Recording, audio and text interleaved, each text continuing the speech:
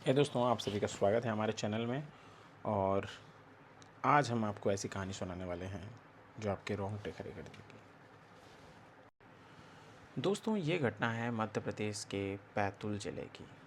1980 के दशक में एमपी के बैतूल में घना जंगल था, जहाँ पर एक पुराना ब्रिटिश कालीन डाक बंगला था। घने सागौन के पेड़ों के बीच बसी यह इमारत दिन में जितनी खूबसूरत लगती थी, सूरज ढलते ही उतनी ही भयानक हो जाती है। गांव वाले कहते थे कि यहाँ रात को रुकने वाला कभी सुबह का सूरज नहीं देख पाता। एक रात एक सरकारी अफसर संजीव अपनी खराब गाड़ी होने के कारण वहाँ रुकने के लिए मजबूर हो गया। चौकीदार ने उसे खूब मना किया। साहब, आज रात अमावस है, आप मत रुकिए यहाँ पर संजीव पढ़ा लिखा था, उसने ये बात हंसकर टाल दी। रात के ठीक पौने दो बजे संजीव को बरामदे में किसी के भारी बूट्स पहनकर चलने की आवाज़ सुनाई दी। ठक ठक ठक, इस तरह की कुछ आवाज़ आ रही थी, तो उसे लगा कि शायद चौकीदार होगा। जब उसने बाहर देखा, खिड़की के बाहर, तो कोई नहीं था, पर जो धूल थी उस पर बूट्स के ताज़ा निशान बन रहे थे, जैसे कोई अदृश्य इंसान चल रहा हो।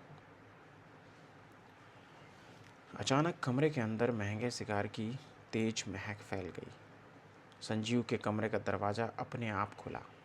कमरे का तापमान अचानक इतना गिर गया कि संजीव के हाथ पैर जमने लगे। तभी उसे आईने में अपने पीछे एक लंबा गोरा आदमी, जो पुराने अंग्रेजी फौजी कपड़ों में था, वो दिखाई दिया। उसकी आंखें नहीं थी, बस दो काले गड्ढे दिखाई दे रहे थे आंखों की जगह पर। वह रूह संजीव की ओर बढ़ी और एक ऐसी आवाज़ में चिल्लाई जो इंसानी नहीं थी। Fair is my file. Sanjeev अपनी जान बचाकर बिना जूतों के कपकपाती ठंड में जंगल की तरफ भागा। पीछे से उसे वही भारी बूट्स की आवाज़ तेज और तेज सुनाई देने लगी। जैसे उसे ऐसा लग रहा था जैसे कि पूरा जंगल उसके पीछे भाग रहा हो। करीब 20 मिनट भागने के बाद उसे अपने सामने वही लाल ईंटों वाली इमारत फिर से दिखाई दी। वह हैरान रह गया। वह तो बंगले से दूर भागा था, फिर वापस वहीं कैसे आ गया? उसने दिशा बदली और फिर से पूरी ताकत से भागा। 10 मिनट भागा इधर उधर, और फिर वही बंगला। ऐसा लग रहा था जैसे जंगल उसे वापस उसी शिकारी के पास धकेल रहा है। अब उसे समझ में आ गया कि वह किसी भौगोलिक रास्ते पर नहीं, बल्कि एक माया जाल में फंस गया है। थक कर संजीव एक पेड़ के नीचे बैठ गया। तभी उसने देखा कि पेड़ों की परछाइयाँ जमीन से ऊपर उठ रही हैं। वो परछाइयाँ इंसानी रूप ले चुकी थीं। उनके हाथ लंबे थे और उंगलियां चाकुओं जैसी नुकीली। तभी उस अंग्रेजी फौजी की रूह उसके ठीक सामने पेड़ से लटकती हुई दिखाई दी। उसकी जीभ बाहर थी और वह हवा में तैरते हुए संजीव के पास आया। संजीव ने महसूस किया कि उसके गले के चारों ओर एक अदृश्य रस्सी कसती जा रही है। उसका दम घुटने लगा और वह जमीन पर तड़पने लगा। सुबह जब गांव वाले और पुलिस वहां पहुंची, तो संजीव बंगले के उसी कमरे में मिला जहां पर उसने रात बिताई थी। वह मरा नहीं था, लेकिन उसके बाल पूरी तरह सफ़ेद हो चुके थे और उसकी आंखों की पुतलियां गायब हो चुकी थी। वह बस एक सफ़ेद सी नज़र आ रही थी। वह बस एक ही शब्द दोहरा रहा था, फाइल, अलमारी, फाइल।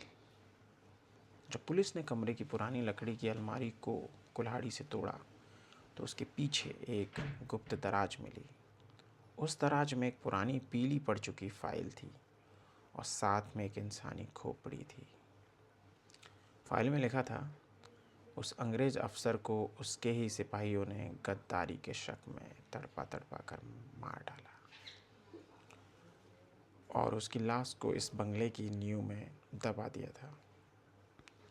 संजीव आज भी एक मानसिक अस्पताल में है और डॉक्टर कहते हैं कि वह हर रात ठीक 1:45 बजे ज़ोर ज़ोर से चिल्लाता है और कहता है, वो आ गया सर, मैंने फ़ाइल ढूंढ ली है, मुझे छोड़ दो। कहा जाता है कि आज भी अगर कोई उस बंगले के पास से रात में गुजरता है तो उसे सिगार की महक के साथ एक चीख सुनाई देती है, हेल्प मी।